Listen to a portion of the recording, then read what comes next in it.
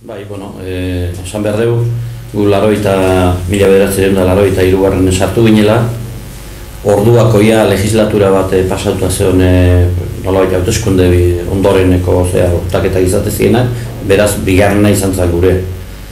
Eta, bueno, nolabait, esperientzia pixka bat zeon, eta une hartan aurreko legislaturan izan zen konposaketa guztiz parte hartzailea, alderdi guzik ordezkatu zeuden, batzordeek eta ia eratu ziren, eta gurenen izan zen pixkat horri jarraitzea, ezta?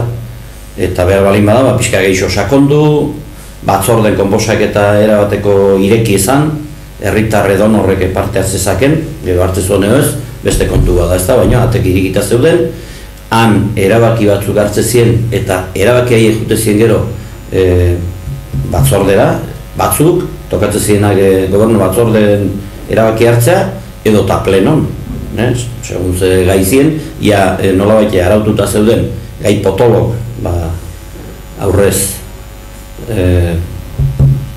gobernu batzordetik pasatzen ziren, baina gobernu batzordek etzun erabaki trinko hartzenan.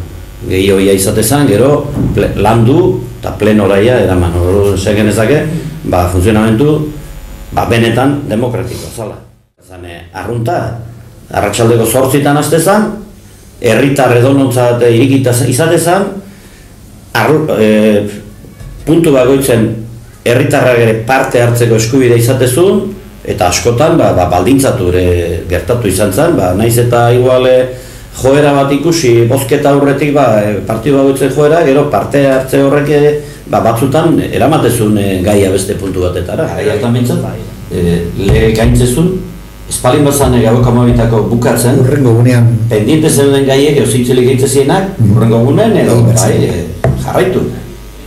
Eta egia behin baino biotan tokatu zaigu, gaiek, han bertan ere asko ez da behizti ulertzen. Demokrazia baten beti euki barra oposizio bat kontrolatzeko eta aportazio bere bitetio hau bizti ulertzen hori.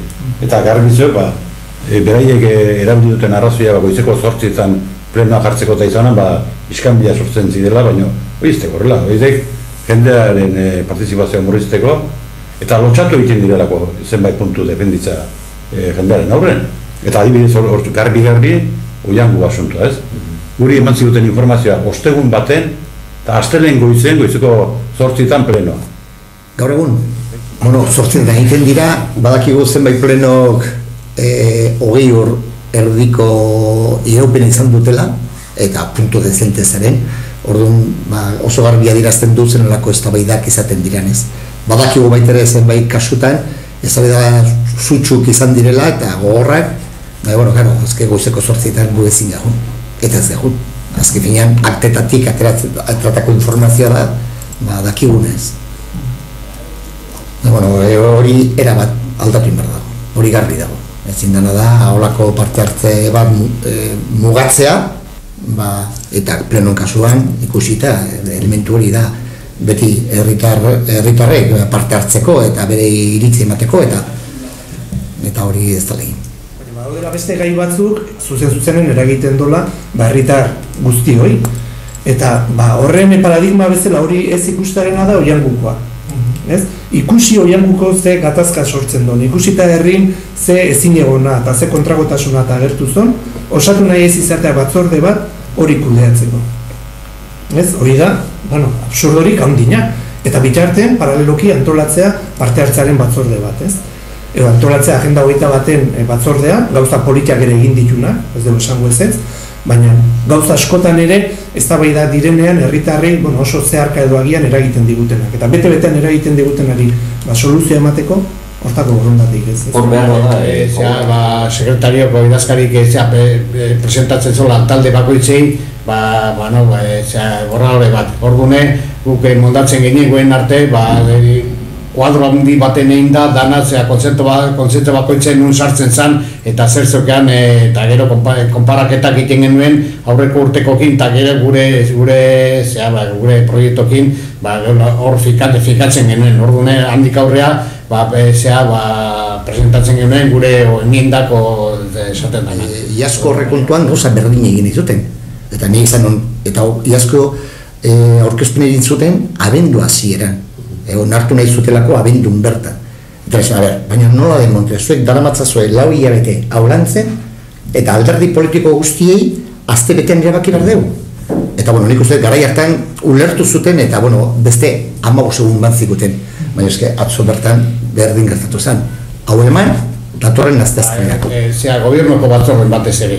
Bai, kasontan kultura eta kiroleko batzorden, eta hortik pasatzen zen gobiernoko batzordea. Eta han izaten zen eztabaida gehienak.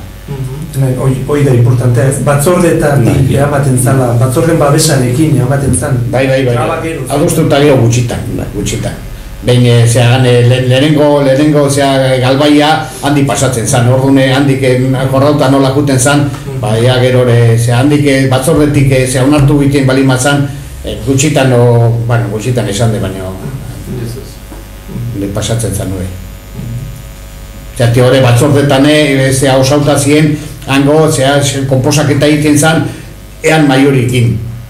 Ezan ez zuen usten batzorde batola hankamotxe ez, beti maiorikin izaten zan. Batzorde guztitan. Orduan, handik suposatzen da, handik onartzen din gauza, gero ere, galbaia pasatu zeula. Horren aldaketa bat egin Espainiako parlamentu. Eta, klaro, nire PNV-ek eta bere pixu eta bat zuten, eta, zentzu hortan, partidu nagusi gehien bat interesa zitzaien, kudeak eta beste mota batea iristea. Eta hain zuzen, beti presidenzialistagoa, alkatei emanez askoz almen gehiago, eta aldi beren, herritarra kenduz. Eta alderdi txikiago ere kenduz. Eta horrek albideratu izan du, eta noski hori oso gustu hartu du eta egin du eta erabiltzen nahi di. Eta gu behintzat, logikoena litzateke, naiz eta horrek bere eremua finkatu, eremu horretan behintzat ematea, herritarrei eta parte hartze sustatzea hori. Personalismo batean oinarrituta dago gaur egungo funtzionamendua. Alkatea da agintzen duena, eta gainerako ez gara ezer.